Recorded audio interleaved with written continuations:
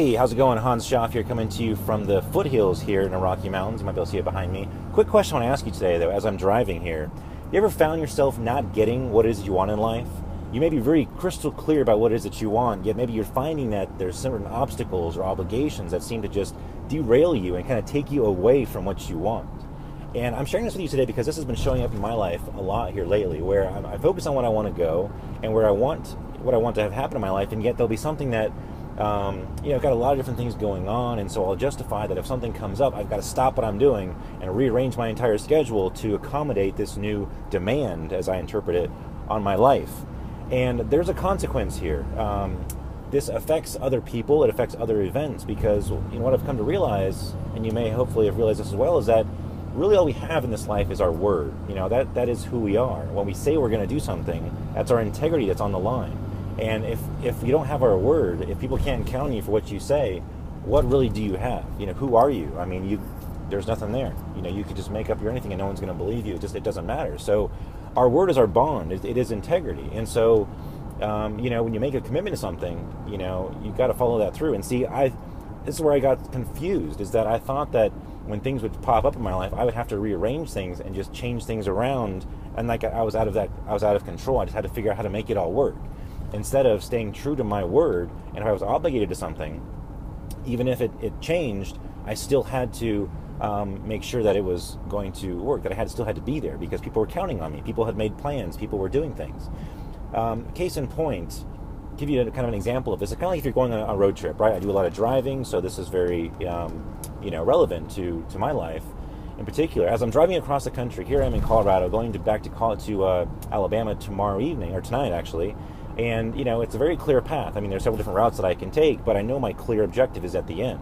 Now, if my GPS has a certain route, that's the route that I'm going to take, regardless of the traffic, regardless of, if there's road construction or if there's obstacles along my path. There may be a detour here, or there may be a change of plans here. It may slow me down.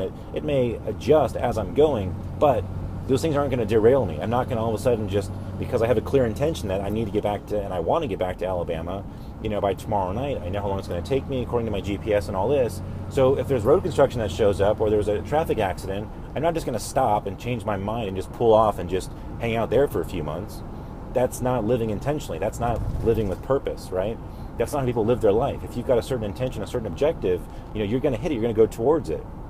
So, but what I've been doing in my life is letting that affect me. It's like, okay, my goal is to get to Alabama, but you know what? There's some traffic here, so I'm just going to stay in Texas for a while, right? And then I'm in Texas for a while and thinking, okay, this is not so bad. And then all of a sudden something else shows up, and now I got to go to Oklahoma. And so before I know it, I'm in a whole different state, a whole different area of the country that I didn't even plan on ever or even wanted to be in, but I'm only there because of circumstance, or I'm there because that's where I've justified that life has taken me, right? Who lives that way? Maybe a lot of people do, but who wants to live that way, right? If you can realize this and just think of it as you're living in a car, if your life is a road trip and you have a certain destination, you're not going to change your plans. You're not going to, give up your intention simply because that there's some traffic. If you want to be in a certain place, you're going to do whatever it takes to get there, and you're going to maintain that integrity so that you can accomplish that. Otherwise, why even put it out there? Why even have a goal for it? It's just a wish, or it's just a dream.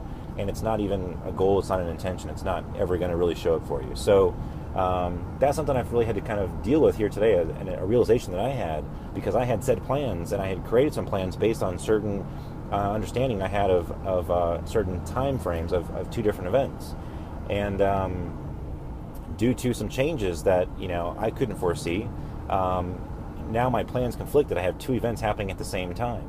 And I was trying to basically cut one trip short in order to make the other one happen, which essentially was going to take me away from both of them. It's like trying to chase two rabbits.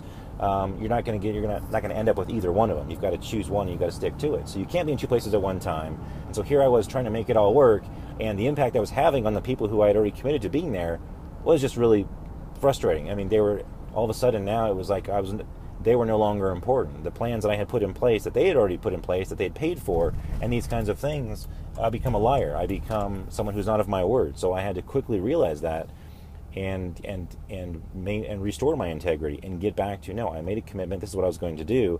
And although both events are important, I can't change the external factors out there. If something is going to change and it's going to affect my schedule, I've got to stay true to my word, to the commitments that I made, whatever that consequence is going to be, because the consequences of missing that other event are going to have less of an impact on my life than staying true to my word and maintaining my integrity. So kind of a long message here, but that's kind of what I'm dealing with here today. And I just thought it'd be a good message to share. And I love that analogy. I was sharing with my buddy Michael Leaf here in Boulder, Colorado, about this, and we were just kind of talking about that today. And he really kind of helped to help me kind of understand that and really get that perspective on things. That, you know, what you've got to maintain, you got to restore your integrity there, and you've got to stay true to your word.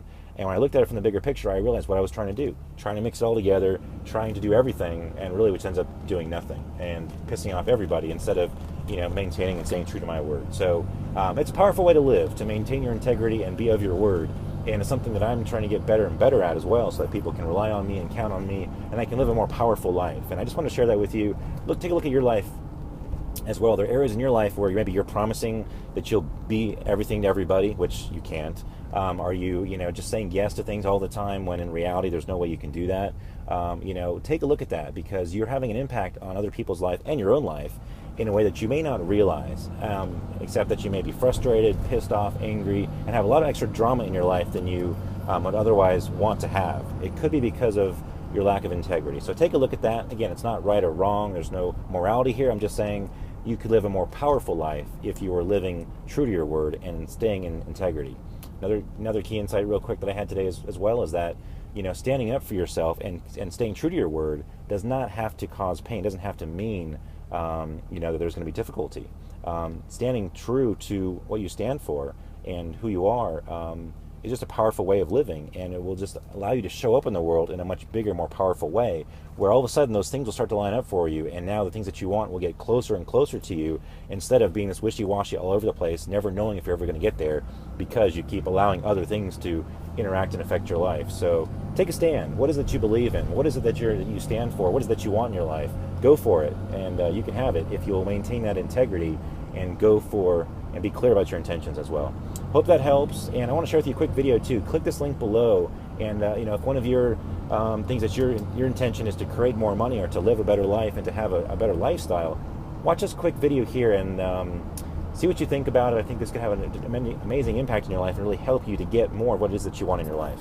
So click on the video down below, and we'll see you in the next video. Take care.